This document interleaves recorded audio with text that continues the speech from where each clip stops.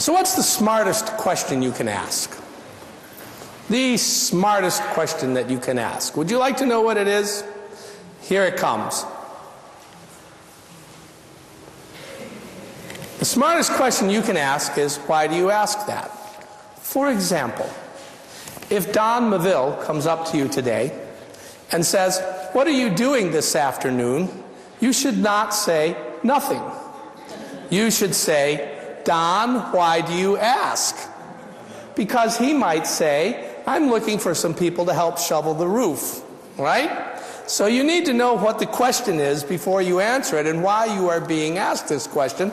Make sure you use this on a regular basis. When somebody asks you a question, ask them why they ask that. For example, one time my son, when he was about 8 years old, came up to me and said this: do you know where there are any really big paper towels?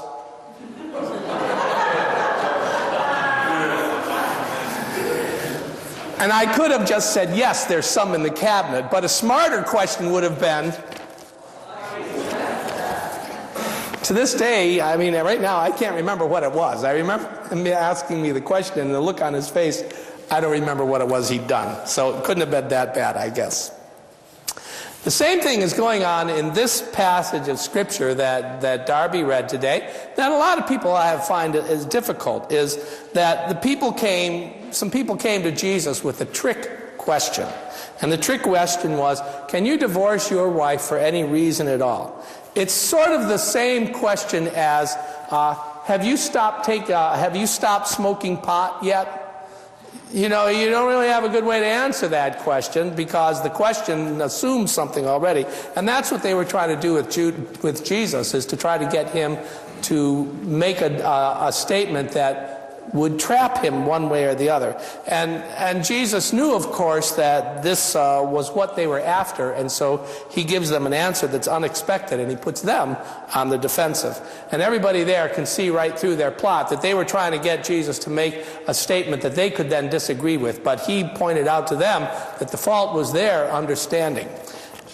It's a tough position that Jesus takes, because it seems that he's saying to us that divorce under almost any circumstances is wrong. And there are those sitting here among us who have been through divorce and know what that was all about. There are also plenty of people in the world who feel like that's where they should be headed, and maybe they should, and yet are told by churches and others that can't be. But that is not the point. The point of this story is not about marriage. Jesus was talking about a whole lot more than marriage in this story. He was taking, it seems like, a pretty hard line on the divorce question, one that in time we wanted to back away from a bit, but Jesus was really talking about the nature of human beings and what we are created to be. And it is this, that it is our nature to be committed to other people. That's our nature. It is what God has created us to be. It's our nature to be faithful to other people.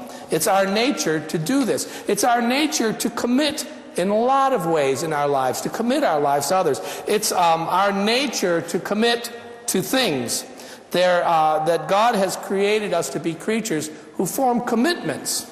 Some of you, well, let me put it very easy this way. Any lifelong Patriots fans here? All right? How many of you feel like you've made a commitment to that team, that they might win or lose, you're still going to stick with them? That's part of human nature, to form commitments like that. Of our own free will, we join up, we sign up, we make our vows. We make commitments sometimes to an old pair of shoes or an old car. It's our nature to cling to things, to hold on to things that matter to us. It is our nature to commit to other people. Has anybody here ever said anything that sounds like this? I give myself to you. I promise to love and sustain you in the covenant of marriage from this day forward, in sickness and in health, in plenty and in want, in joy and in sorrow, as long as we both shall live. How many of you have said something like that? Now, That's good, and I'm not surprised. Some of you may have said something like that too, even on the spur of the moment to somebody, and maybe you weren't even married yet, but you felt that love for this other person, and you knew you wanted to make that last forever. You wanted to hold that forever. Many times a parent holds a baby in their arms, brand new baby, and makes vows and covenants right there. I will be there for you forever. Almost every parent, it seems, does that in some way. We make our friendships. We bind ourselves to our families. We are connected to people that we're related to, and some of those people that we're related to are real jerks, and yet we can't seem to let go of them. Sometimes, as destructive as they can be, we still hold on because that is the nature of human beings. It's our nature to be committed to God. It's our nature to seek to be close to God, to get to know God. It's natural for us to want to understand God and to live our lives in the way that God asks. But we find it difficult, despite the fact that it's our nature to commit, we sometimes find it difficult to be committed. Sometimes the things that we are committed to don't work out for us. The Olympics are coming up, and there are people who have made tremendous commitments to be in the Olympics, have worked hard for years and years in order to be in the Olympics, and how many of them are going to win gold medals? You know, and how many of them are going to be disappointed when they get the silver medal? They're not happy because they're only the second best at this in the whole wide world. It's because you just don't always know. Things aren't always going to work out. Sometimes you're in the front of the race and you fall down, right? These things happen. Sometimes through no fault of your own. Remember Nancy Kerrigan? Remember how she was headed for a gold medal and what happened? Sometimes through no fault of your own, things don't work out. The commitments we make don't build up. Sometimes you build up financial security and something happens and you find it's wiped out. You work at a company for 30 years, you're committed to it, and then the company folds. Sometimes it doesn't work out. Sometimes the people that we're committed to fail us.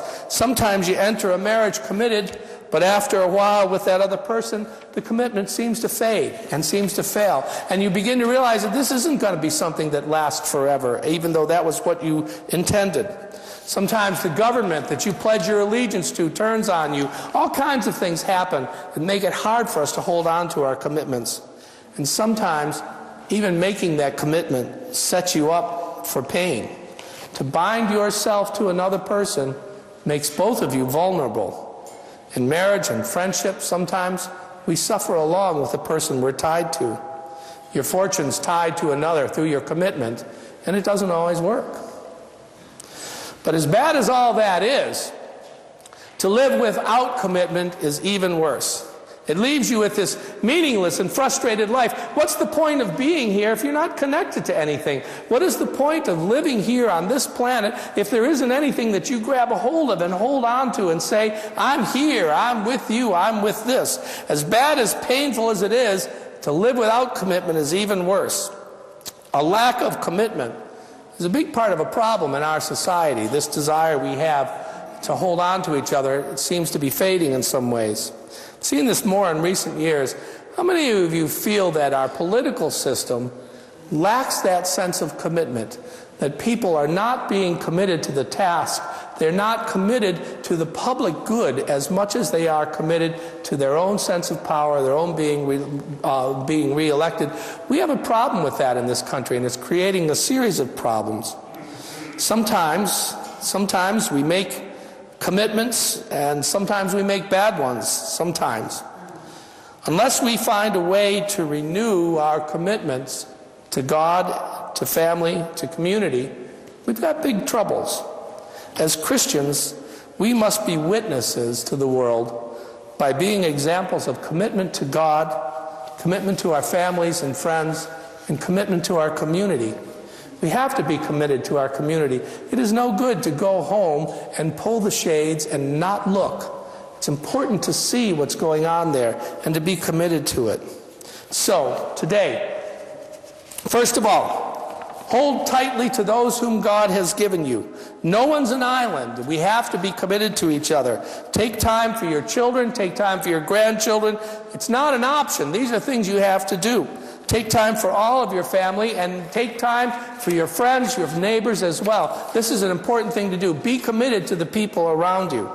Hold tight to those places where there is good being done in the world, whether there are churches or other organizations. How many of you belong to or support an organization that is doing good in the world, and you've made a commitment to them? If so, who can tell me one of those?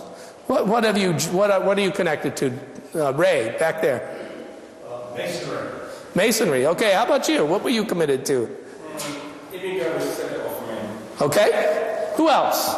Somebody got an organization that they're committed to? Yes, Eileen? Nurses Alumni Association. These are important things, whether it's a big or a small organization. You hold on to these things if they're doing good in the world, because that's an important part of who we are. And you hold tight to your faith. You maintain your commitment to the faith. Its covenant is the way that we live, and we have covenants with God and with each other. And remember this, that God is committed to you, and God is holding tightly to you. It is God who makes commitments and who makes covenants, and God has got a hold of you and is holding on. And that's why we're here today. That's what we're going to celebrate today, the fact that God has taken us and is committed to us, holding to us, and allows us to care for each other and be connected to each other. Amen.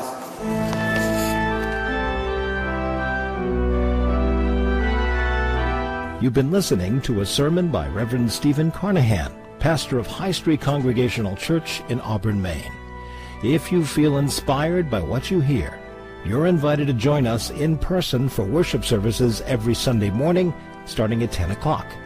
Of course, you can always listen to Steve's sermons on the web. New sermons are posted every Monday by midday.